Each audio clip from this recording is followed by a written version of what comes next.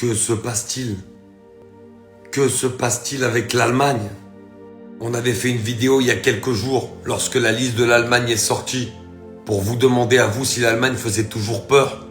Car quand on regardait la liste, évidemment, il n'y avait pas de nom, très ronflant comme ça pouvait être le cas à l'époque.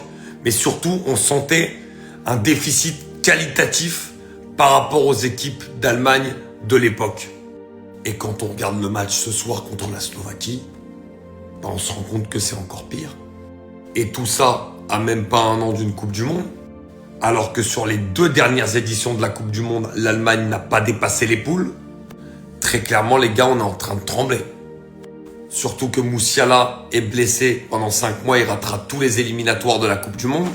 Il te reste 5 matchs, t'as perdu le premier contre la Slovaquie. Heureusement pour l'Allemagne que les autres adversaires, et y compris la Slovaquie, qui recevront une nouvelle fois chez eux, sont quand même bien plus faibles sur le papier. Mais quand tu vois normalement l'Allemagne, même en Slovaquie, c'est censé gagner, même si attention, la Slovaquie a beaucoup de qualité, a été très bonne dans ce match-là, il n'y a rien à dire là-dessus. Mais l'Allemagne est censée être plus forte.